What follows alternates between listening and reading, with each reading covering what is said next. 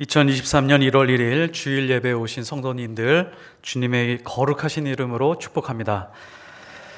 새해를 맞이해서 가정과 사업과 직장에 하나님의 풍성하신 은혜가 넘치시기를 예수 그리스도 이름으로 기원드립니다.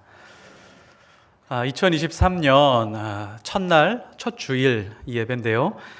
굳이 이 자리에서 금리 인상이나 부동산 지표 혹은 경제 지표를 예로 들지 않아도 우리나라 아마 경제 사정은 앞으로 그렇게 좋지 않을 거라고 하는 것은 누구나 다 알고 있는 사실입니다. 직장의 미래도 밝지 않은 것 같고요. 그리고 사업 어떻게 운영해야 될지 참 고민이 많은 해가 될 것입니다. 가정만 봐도 마찬가지입니다. 우리 자녀들 교육시키는 것, 이제 한 살 더 먹고 한 학년 더 올라가고 있는데 우리 자녀들 어떻게 하면 잘 교육시킬까에 대한 고민도 깊어가고 있습니다. 장성한 자녀들을 바라보면 이제 결혼할 나이도 됐는데 왜 결혼하지 못하고 있을까? 왜 결혼 안 할까? 이런 고민하고 근심하는 어른들도 아마 이 자리에 계실 것입니다. 어떤 분들은 시간이 지나갈수록 이 손주를 봐주는 것이 축복인지 고난인지 알지 못하는 그런 경계에 계시는 분들도 꽤 많이 계십니다.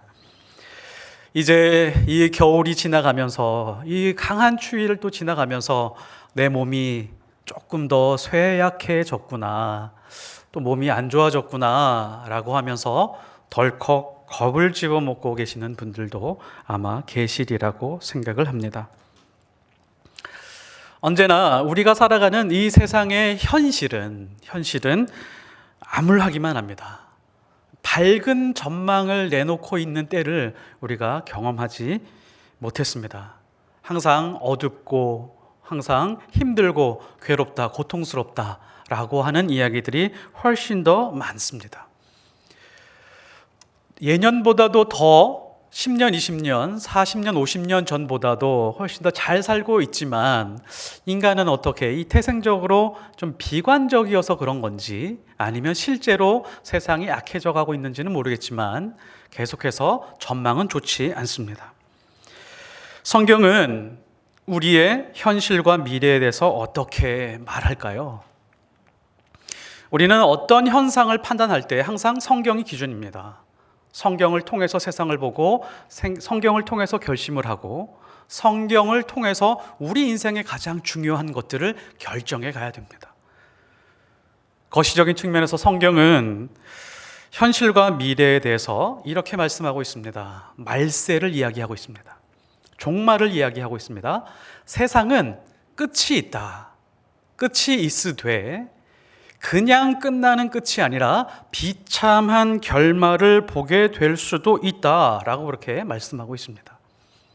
지금 우리가 전망하고 비관하는 것보다도 훨씬 더 좋지 않은 전망을 성경이 우리에게 가르쳐주고 있습니다. 그분이 바로 예수님이셨습니다. 예수님이 직접 이렇게 말씀하셨습니다. 민족과 민족이 충돌하고 다투고 싸우게 될 것이다.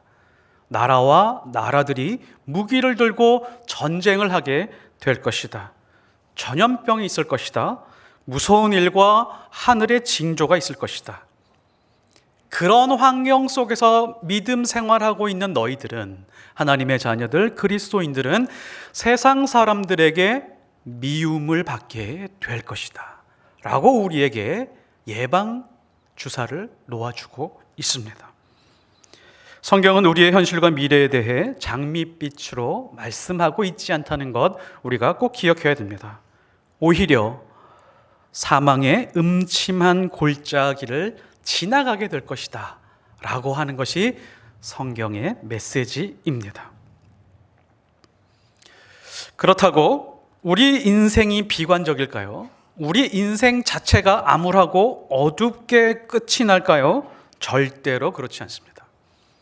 사망의 음침한 골짜기 입구를 들어가기 시작하면서부터 우리가 읊조리고 있는 하나님의 말씀이 있습니다. 자동적으로 튀어나오는 말씀이 있습니다. 사망의 음침한 골짜기를 지날지라도 해를 두려워하지 않으면 주의 지팡이와 막대기가 나를 안위하시나이다. 성경은 사망의 음침한 골짜기를 제거해 주겠다라고 그렇게 말씀하지 않습니다. 분명하게 사망의 음침한 터널이 인생에 분명히 있다. 그러나 하나님께서 지팡이와 막대기로 우리를 안전하게 지켜주시고 보호해 주시고 인도해 주실 것이다. 약속해 주고 있습니다. 혹시 이 자리에 올해 우리 가정과 사업과 직장을 보아하니 좀 어두운 터널을 지나가야 될 것 같다. 사망의 음침한 골짜기를 만날 수 있겠다라고 생각하시는 분들이 있으시다면 걱정하지 마십시오. 너무 염려하지 마십시오. 근심부터 앞세우지 마십시오. 하나님의 거룩한 지팡이가 있습니다. 하나님의 확실하고 분명하고 능력 있는 막대기가 있습니다. 반드시 지키고 보호해 주실 것입니다. 그러나 너무 안심하지는 마십시오. 하나님은 지팡이와 막대기로 우리를 안전하게 지켜주시기도 하시지만 그 지팡이와 막대기로 우리를 훈련하실 겁니다. 우리를 가르쳐 주실 것입니다. 그냥 어린아이처럼 보호해 주시기만 하지 않으실 겁니다. 사무엘하 7장 14절 나는 그 아비가 되고 그는 내 아들이 되리니. 그러면 아들이 되었으면 생명의 싸개로 싸서 절대 해를 입지 않도록 인도해 주고 피해 입지 않도록 그럴 것 같지만 이렇게 말씀하고 있습니다. 사람의 막대기로 그리고 인생의 채찍으로 이렇게 인도하시겠다라고 그렇게 말씀하고 있습니다. 내가 사람 막대기와 인생 채찍으로 징계하려니와. 이 말씀 주목하십시오. 하나님께서 사용하시는 막대기가 뭐냐면 사람 막대기고요. 인생 채찍을 사용하시겠다라고 말씀하고 있습니다. 고난 속에서 훈련이 하나님이 우리를 인도하시고 사랑하시는 방식이라고 하는 것을 우리가 놓쳐서는 안 됩니다. 하나님은 보호해 주시고 인도해 주실 것이야 강한 확신이 있지만 그 안에 하나님의 의도와 목적과 훈련이 있다라고 하는 것을 기억해야 됩니다. 신약에 많은 서신서들이 있습니다. 이 신약의 서신서들이 하나님의 놀라운 섭리를 품고 있습니다. 요한이 쓴 서신서들을 보면 서로 사랑하라, 이 사랑을 많이 강조하고 있습니다. 그래서 요한의 서신을 사랑의 서신, 사랑의 사도라고 그렇게 말합니다. 바울의 서신서들을 보면 유독 많이 강조하는 부분이 있습니다. 무엇일까요? 믿음입니다. 믿음으로 의롭게 된다라고 하는 그 믿음을 가지고 서신을 잘 서술해 가고 있습니다. 그래서 바울을 믿음의 사도라고 그렇게 일컫습니다. 소망의 사도라고 일컫는 그런 서신, 그런 예수님의 제자가 있습니다. 누굴까요? 그게 바로 베드로입니다. 믿음, 소망, 사랑 다 들어가 있죠. 베드로전서 오늘 3절에 보시면 바로 산 소망에 대해서 말씀하고 있습니다. 오늘 읽진 않았지만 1장 21절에 보면 너희 믿음과 소망이 하나님께 있게 하셨느니라. 3장 15절에 보면 너희 마음에 그리스도를 주로 삼아 거룩하게 하고 너희 속에 있는 소망에 관한 이유를 묻는 자에게는 대답할 것을 항상 준비하되 온유와 두려움으로 하고 라고 이렇게 소망에 대한 메시지들이 많이 있습니다. 유독 베드로가 그렇게 강조하고 있어서 소망의 사도라고 하는 별명을 가지고 있습니다. 베드로가 특별히 소망을 강조하는 이유가 있습니다. 왜 그러냐면 그 당시 이 편지를 받고 있는 사람들이 그 자기의 삶과 현실 속에서 극심한 고통과 고난을 당하고 있었기 때문에 그렇습니다. 베드로가 이 편지를 쓸 무렵에 네로가 그 지중해 지역을 전부 다 통치하고 있었는데요. 이 네로 시대에는 그리스도인의 박해가 굉장히 심했습니다. 검투사들의 칼에 그리스도인들이 상당히 많이 죽었고요. 불로 태워서 죽었고 사자의 밥이 되었습니다. 더 잔인한 것은 로마는 도로가 굉장히 유명하잖아요. 도로를 쫙 예쁘게 깔아놓고 그 주변에다가 나무 위에 그리스도인들을 달아놓고 거기에다가 기름칠을 한 다음에 불을 붙여서 가로등으로 활용할 정도로 그리스도인들은 사회의 악으로 그렇게 취급하고 있었습니다. 그리스도인이라고 그렇게 분명하게 자기가 표명하고 살아가게 되면 반드시 고난과 핍박이 있었습니다. 그래서 성령 하나님은 베드로를 통해서 그리스도인들에게 소망을 주는 메시지를 담고 있었던 것이죠. 그래서 베드로전서는 소망의 메시지가 핵심입니다. 고난이라고 하는 현실 앞에서 그리스도인들은 어떻게 살아갈 수 있는가에 대해서 배울 수 있는 아주 좋은 하나님의 말씀이라고 하는 것이죠. 비단 이 로마 시대의 그리스도인들만 핍박이 심했을까요? 그렇지 않습니다. 지금도 그리스도인들에게 핍박은, 고난은 고스란히 우리의 몫일 수밖에 없습니다.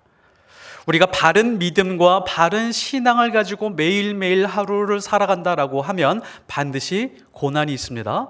반드시 우리에게 핍박이 있습니다. 피부로 느껴지지 않으시나요? 예를 들면 이렇습니다. 오늘부터 가정에 돌아가서 바른 신앙, 바른 말, 바른 행동과 바른 태도를 가지고 아내에게 한번 접근해 보십시오. 아내들은 남편에게 한번 접근해 보십시오. 아마 통하지 않을 가능성도 상당히 높습니다. 핍박이 있을 수 있습니다. 자녀들에게 바른 신앙과 바른 믿음의 모습을 보여주게 될 때 아주 큰 인내와 아주 큰 믿음이 필요할 수도 있다라고 하는 것이죠. 우리가 바른 믿음을 가지고 세상에 나가서 믿음대로 정직하고 진실하게 살아갈 때 반드시 고난과 핍박이 있습니다. 아니요, 그냥 살아가는 데만 해도 우리에게 고난과 핍박은 늘 있습니다. 오늘 말씀은 하나님이 고난 중에 있는 하나님의 자녀들을 어떻게 인도하고 보호하시는지 아주 분명하게 말씀해 주고 있습니다. 5절을 볼게요. 너희는 말세에 나타내기로 예비하신 구원을 얻기 위하여 믿음으로 말미암아 하나님의 능력으로 보호하심을 받았느니라 라고 이렇게 말씀하고 있습니다. 자, 지금부터 우리는 하나님의 말씀 안에서 믿음대로 살아갑니다. 그리고 어느 시점엔가 반드시 말세가 있을 것입니다. 그리고 말세와 하나님의 구원이 그리 멀지 않을 겁니다. 자, 여기서부터 시작해서 말세까지 가게 될 때 하나님께서 반드시 약속한 것이 무엇이냐면 하나님의 능력으로 반드시 너희들을 보호해 주겠다. 근심하지 말라, 염려하지 말라, 두려워하지 말라, 물과 불을 두려워하지 말라. 생명의 위협도 죽음도 두려워하지 말라. 왜냐하면 구원에 이르기까지 하나님 아버지가 우리를 지키고 보호해 주실 것이기 때문입니다. 단정하고 있습니다. 여기서 보면 과거형으로 단정하고 있습니다. 이미 끝난 것으로 우리에게 말씀해 주고 있습니다. 왜냐하면 너무너무 확실하기 때문에 그렇습니다. 앞으로 우리가 당하게 될 모든 고난과 고통과 어려움들 두려워하지 마라. 하나님의 크신 능력이 있기 때문에 그 능력만 의지하면 하나님이 우리를 붙들어 주시고 보호해 주시고 인도해 줄 것이다. 그렇다면 하나님의 능력으로 보호하신다고 하셨는데 우리는 이렇게 질문할 수 있습니다. 하나님, 어떤 방식으로 어떤 형태로 우리를 인도해 가십니까? 그거를 우리가 피부로 느끼고 그 인도하심과 보호하심 아래 하루하루 살아갈 수 있다면 우리의 믿음은 더 강해질 것이고 하나님과 동행하게 될 것입니다. 여기서 우리가 간격을 좁혀야 되는데요. 어떤 간격을 좁혀야 되냐면 하나님이 우리 인생을 어떻게 인도하실지에 대한 기대와 하나님이 우리를 인도해 가시는 방법과 이 차이와 이 간격을 좁혀야 됩니다. 우리는 어떤 기대를 하죠? 하나님은 이렇게 인도해 주실 거야, 이렇게 인도해 주셨으면 좋겠어 라고 하는 그런 소원이 있습니다. 하나님은 무사하게 인도해 주실 것이야. 하나님은 건강하게 다치지 않게 인도해 주실 것이야. 안전하고 편안하게 인도해 줄 거야 라고 하는 기대가 있습니다. 근데 우리 생각이죠. 하나님의 방법은 그렇지 않습니다.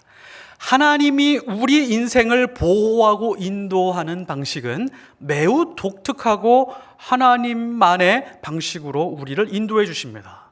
그것이 무엇일까요? 그게 바로 훈련입니다. 하나님의 훈련으로 우리를 보호하시고 우리를 인도해 주십니다. 성경을 보면 하나님의 백성들의 욕구가 있었습니다. 하나님, 우리를 요새에 잘 덮어주시고 모든 광풍과 풍랑이 다 지나가도록 우리를 손으로 덮어주십시오 라고 하는 욕망이 있습니다. 그런데 하나님은 그렇지 않습니다. 하나님은 우리 인생을 붙드시고 광야 한가운데로 두신 다음에 모든 비, 바람, 풍랑, 광풍을 그대로 맞게 하시는 방법. 심지어 사탄의 공격에 노출시키시기까지 하는 그런 훈련의 방법으로 우리를 보호하고 계시다라고 하는 것을 우리가 말씀을 통해서 알 수 있습니다. 이것을 광야라고 말합니다. 욥이 그랬습니다. 요셉이 그랬습니다. 다윗이 그랬습니다. 성경의 어느 인물들을 선택해서라도 한번 살펴보십시오. 어떤 보호막 아래 처음부터 끝까지 지키고 보호하시지 않으셨습니다. 그냥 노출시키셨습니다. 심지어 예수님도 그렇게 훈련하셨습니다. 성령께서 예수님을 광야로 이끌어 가셨습니다. 그리고 훈련하셨습니다. 금식하고 사탄의 공격에 노출을 시키신 것이죠. 그래서 이렇게 분류할 수 있습니다. 하나님의 보호 방식에 소극적 방식이 있는데 하나님의 소극적 방식은 그냥 모든 광풍의 위험으로부터 보호하시는 방식입니다. 하나님의 적극적 보호 방식은 무엇이냐면 우리를 광야 한가운데 노출시키시는 것입니다. 7절을 한번 보실까요? 너희 믿음의 확실함은 불로 연단하여도 없어질 금보다 귀하여 예수 그리스도께서 나타나실 때에 칭찬과 영광과 존귀를 얻게 할 것이라. 믿음이 확실하고 흔들리지 않고 튼튼하게 되는 그 방식이 있는데 불로 연단하여도 없어질 금보다 귀하여. 이 금이요, 금이 녹는 온도가 있습니다. 금이 녹는 온도는 1064도라고 합니다. 한 1000도만 올라가면 이 땅에 있는 대부분의 금속은 녹거나 혹은 변형이 일어나게 되어 있습니다.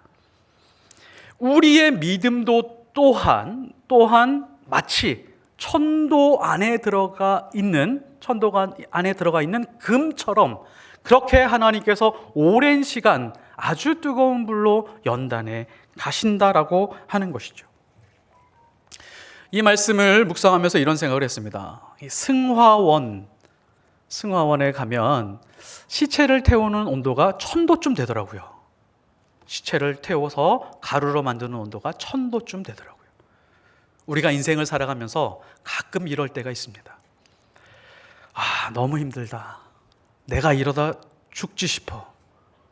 내가 이 상황을 견뎌낼 수 있을까? 내 가정, 내 직장, 내가 여기서 이것을 감당해낼 수 있을까? 라고 하는 그런 지점에 이르를 때가 있습니다. 그때 훈련받아서 기도하고 보여지는 믿음이 진짜 믿음이라고 하는 것이죠. 강력한 훈련을 통해서 우리를 강한 자로 만들어 주시기 때문에 그렇습니다. 그래서 결국에 가서는 오늘 말씀대로 칭찬과 영광과 존귀가 있을 것이다. 우리 소원은 늘 고난과 시련을 면제받기 원합니다. 건너뛰기를 원합니다. 그러나 하나님의 의도와 하나님의 소원은 우리 안에 있는 믿음을 가장 확실하게 하는 것입니다. 우리의 외모요, 직장이요, 돈이요, 자녀들의 교육이요? 아니요. 가장 하나님이 원하고 하나님이 소원하는 바는 우리의 믿음의 확실함입니다. 뜨거운 불에 들어가서도 흔들림 없이 강해지는 그 믿음을 하나님께서 보고 싶어 하시는 것입니다. 하나님께서 모세를 보호하는 방법이 있었습니다. 하나님은 40년 동안 광야에서 모세가 살아가도록 그렇게 하셨습니다. 저는 과거에 이 부분이 가장 이해가 되지 않았습니다. 아니, 이왕 이스라엘 백성을 구원해 내실 것이면, 모세를 선택하신 것이면 한 10년쯤 광야에서 계시게 하다가 그냥 바로 구원해 주시면 되지 않았을까? 왜 40년까지 기다리셨을까라고 하는 생각이 있었습니다. 그런데 이 40년의 광야 훈련 동안 모세의 모습이 완전히 사라집니다. 그리고 모세의 삶과 생각과 마음과 모든 감정은 광야의 일부처럼 만들어 버렸습니다. 광야의 어떠한 날씨와 환경에도 살아낼 수 있는 광야의 전문가가 되었습니다. 광야의 강한 자로 만들어 버렸습니다. 이스라엘 백성들은 광야 자체가 굉장히 힘들었지만 모세는 단 한 번도 광야 그 자체, 광야 그 환경 때문에 힘들고 고통스러워한 적은 한 번도 없었습니다. 40년 동안 광야를 살면서 광야 구석구석 속속들이 돌아다니면서 완전히 파악을 했습니다. 광야의 전문가가 된 것이죠. 마찬가지로 나를 하나님께서 인생 밑바닥 같은 상황에 오랜 시간 버티게 하시는 이유가 있습니다. 그 상황에서 내가 가지고 있는 감정의 밑바닥, 내가 하고 있는 생각의 끝, 내가 가지고 있는 의지, 그 모든 부분들을 속속들이 다 맞닥뜨리게 하시는 것입니다. 그리고 나의 믿음이 얼마나 작고 초라한지 다시 한번 확인하게 하시는 것이죠. 내적인 훈련입니다. 그리고 나서 주변 환경들에 있는 내 주변 사람들을 바라보게 하시고 그 사람들과 익숙하게 하십니다. 주변 환경들에 익숙하게 하시고 작은 모세로 만들어 가시는 것입니다. 모세는 광야의 공격들을 대처하는 능력을 가지고 있었습니다. 낯선 민족의 공격, 야생동물들의 공격, 돌발적인 모든 공격들에 대해서 기본적인 수비 능력을 가질 수 있었습니다. 그리고 또한 왕궁에서 40년 동안 살면서 참고 기다리지 않아도 됐습니다. 온유와 모든 그런 인내심 같은 경우는 불필요한 성품이었습니다. 참고 기다리지 않아도 모든 것을 얻을 수 있었습니다. 그러나 40년 동안 광야에 살면서 참고 기다리지 않으면, 온유하지 않으면 견딜 수 없는 삶으로 하나님께서 인도하시고 훈련하시고 만들어 가시는 것입니다. 그리고 이 광야의 훈련이 모세 자신을 보호하는 하나님의 능력이었다라고 하는 것이죠. 오랜 시간의 훈련이 모세 자신을 보호하고 모세 인생을 인도했을 뿐만이 아니라 이스라엘 백성 수십만 수백만을 이끌어가는 그런 사람으로 만들어 버리셨던 것이죠. 우리는 살면서 왜 이렇게 오랜 시간 견디기 힘든 사건들만 일어나는가라고 고민할 때가 많이 있습니다. 그것뿐만이 아니라 육체적인 고통보다는 정서적인 고통들이 너무 심할 때가 많이 있습니다. 직장과 사업에 스트레스가 있죠. 풀리지도 않고 꼬여 있는 가정의 문제들이 많이 있습니다. 그러나 지금까지 드렸던 모든 말씀을 압축해서 보면 지금 우리가 살아가고 있는 이 모든 환경 하나하나, 한 시간 한 시간, 그리고 한 사람 한 사람, 내 주변에 좋아하는 사람, 싫어하는 사람, 모든 직장과 사업, 그 모든 환경 그 자체가 하나님께서 세밀하게 조성해 놓은 것입니다. 무엇을 위해서요? 나의 믿음의 훈련을 위해서. 왜요? 내 인생을 보호하시고 인도하시기 위해서입니다. 그래서 훈련의 과정 자체가 보호라고 할 수가 있습니다. 이 훈련을 잘 감당해내면 내 인생뿐만이 아니라 다른 사람의 시험을 함께 감당해낼 수 있는 모세와 같은 그런 믿음의 삶이 시작된다라고 하는 것이죠. 우리가 현실을 직시해 보면 인생은 싸움입니다. 투쟁입니다. 싸우지 않고는 견딜 수 없는 일들이 너무도 많습니다. 코로나를 경험해 오면서 이런 느낌이 있었습니다. 호흡하는 것만으로도 싸움이구나. 이 호흡 자체도 우리에게는 투쟁이구나 라고 하는 그런 두려움이 있었습니다. 이 바이러스, 작은 바이러스 하나만으로도 우리는 이 싸움을 하고 있었던 것이죠. 병원에서 무균실에 있어야만 살 수 있는 아이들이 있습니다. 면역력이 없는 환자들은 일반적인 환경에서 작은 바이러스 하나만이라도 치명상을 얻을 수 있습니다. 그래서 마스크를 쓰고 있고요. 무균실로 들어가게 되어 있습니다. 그런데 건강한 사람들은 웬만한 바이러스 공격에도 이겨낼 수 있습니다. 하나님 입장에서 우리가 한번 생각해 봤으면 좋겠습니다. 하나님이 우리를 인도하고 보호하실 때에 무균실에 넣어서 바이러스의 침투를 막고 안전하게 보호하는 것으로 우리를 인도해 가실까요? 그렇지 않습니다. 무균실에서 살아남는 존재가 아니라 바이러스와 싸워서 이겨낼 수 있는 강한 존재로 우리를 인도하시는 하나님이 훨씬 더 크고 높으신 하나님의 뜻이 있는 것입니다. 비단 바이러스뿐만이 아니죠. 우리는 사회생활을 하다가 보면 마치 바이러스처럼 쉬지 않고 공격하는 사람들이 있습니다. 그냥 정직하고 진실하게 살아가는데도 우리를 음해하고 욕하고 뒷담화하고 비난하고 조롱하고 손가락질하고 무시하고 배반하는 사람들이 있습니다. 이거는 인간과 인간이 가지고 있는 정서와 감정적인 바이러스와 같은 것들이죠. 제가 아는 어떤 청년이 대학을 졸업하고 몇 년 직장 생활을 하다가 이렇게 찾아온 적이 있습니다. 뭐가 제일 힘들었냐라고 이렇게 질문하니까 그 청년이 이렇게 대답을 합니다. 목사님, 세상에서 제일 두려운 게 사람이었습니다. 일하는 건 힘들지 않았습니다. 근데 사람들이 말하는 게 너무 힘들어서 견딜 수 없었습니다. 누구나 공감하는 말입니다. 그만큼 우리는 공격당하면서 살고 있습니다. 그런 공격이 있을 때 하나님이 매번 막아주시는 것이 아니라 나로 하여금 그 공격을 능히 이겨낼 수 있는 힘을 주시면서 우리를 싸워가게 하십니다. 이 선한 싸움에서 이겨내는 그 모습을 보면서 사람들은 우리를 통해서 하나님을 보게 됩니다. 이것이요, 우리가 이 땅에 살아가면서 경험하는 가장 큰 축복 중에 하나입니다. 독일의 유명한 롬멜 장군이라고 하는 사람이 이런 말을 했습니다. 사령관이 병사에게 줄 수 있는 최고의 선물, 최고의 복지는 훈련이다 라고 말했습니다.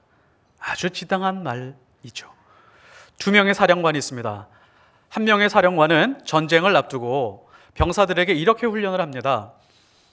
병사들이 훈련하는데 너무 힘들면 안 되니까 인격적이고 힘들지 않은 훈련을 하고 이들에게 좀 좋은 환경에 있게 해야겠다라고 하는 사령관이 있었습니다.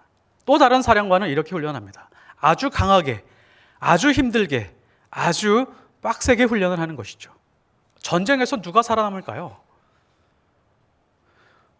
후자가 분명히 살아남게 될 것입니다. 성경도 이렇게 말을 하고 있습니다. 로마서 6장 13절, 또한 너희 지체를 불의의 병기로 죄에게 드리지 말고 오직 너희 자신을 죽은 자 가운데서 다시 산 자같이 하나님께 드리며 너희 지체를 의의 병기로 하나님께 드리라.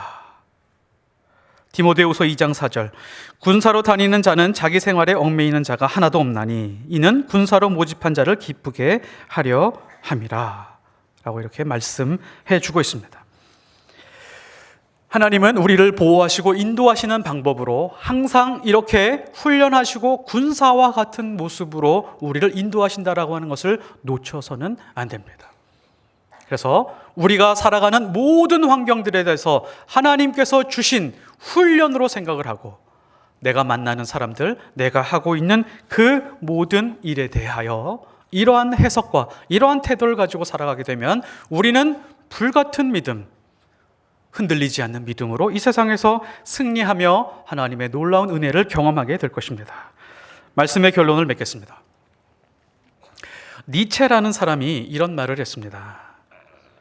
자기 스스로에게 명령할 수 없는 사람은 다른 사람의 명령을 들을 수밖에 없다. 자기 스스로에게 명령하는 것을 뭐라고 얘기하냐면 자율이라고 말합니다. 스스로 자자, 법칙 율자를 씁니다. 자기 스스로에게 무언가 규칙을 정해서 명령하지 않으면 반드시 다른 사람이나 사회와 환경이나 공중의 권세 잡은 자가 우리를 다른 규칙으로 이끌어가게 될 것입니다. 우리는 어떻게 해야 되죠? 하나님의 말씀을 붙들고 말씀으로 내 자신에게 명령할 수 있는 것입니다. 이게 바로 우리에게 가지고 있는 자율입니다. 하나님의 말씀으로 나에게 명령하는 것이죠. 이 모든 세상은 하나님이 창조했고 내 인생은 하나님이 이끌어 가시는데 지금 내가 닥치고 있고 내가 만나는 모든 환경은 하나님이 조성하는 것이다. 하나님이 새 힘을 주실 것이고 하나님이 인도해 주실 것이고 나의 믿음으로 이 환경은 이겨낼 수 있다.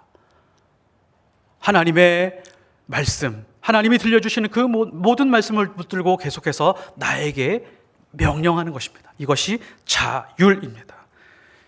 자율이 없으면 분명히 타율로 우리가 비굴해지는 삶을 살게 될 것입니다. 그래서 우리는 하나님의 보호에서 벗어날 수밖에 없겠죠. 이런 하나님의 훈련과 인도하는 방식 안에서 2023년 가정과 직장과 모든 인생 가운데 하나님의 크신 은혜와 복을 누리시기를 예수 그리스도 이름으로 축복합니다. 기도하겠습니다. 하나님, 저희는 정말 연약한 존재입니다. 작년에도 여러 번 쓰러지고 넘어졌고 우리가 인생을 살아오면서 정말 연약하고 힘든 모습을 보일 때가 많이 있습니다. 그리고 하나님 앞에 기도합니다. 하나님 인도해 주십시오. 보호해 주십시오. 지켜 주십시오. 라고 기도할 때가 많이 있었습니다. 그런데 하나님께서 주시는 훈련은 회피할 때가 많았습니다. 내가 좋아하는 것만 선택하고 내가 하고 싶은 것만 선택할 때가 많이 있었습니다. 그래서 하나님의 훈련과 인도에 비껴나갈 때가 많았습니다. 지팡이와 막대기에서 벗어날 때가 있었습니다. 하나님, 올해는 우리 가정에 있는 모든 사람들, 직장에 있는 모든 사람들, 그 사람들을 내가 좋아하던 싫어하던, 내가 이 일을 좋아하던 싫어하던 하나님이 나에게 맡겨주시고 보내주신 사람들로 알고 믿고 확신하며 하나님의 훈련으로 알고 예수 그리스도 닮아가는 그런 믿음으로, 불같은 믿음으로, 불로 연단해도 흔들리지 않는 믿음으로 저희들을 굳건하게 잡아 주옵소서. 하나님께서 우리 인생과 가정과 우리 직장과 사업을 붙들어 주시고 인도하시고 보호하여 주실 줄 믿고 예수 그리스도 이름으로 기도드렸사옵나이다. 아멘.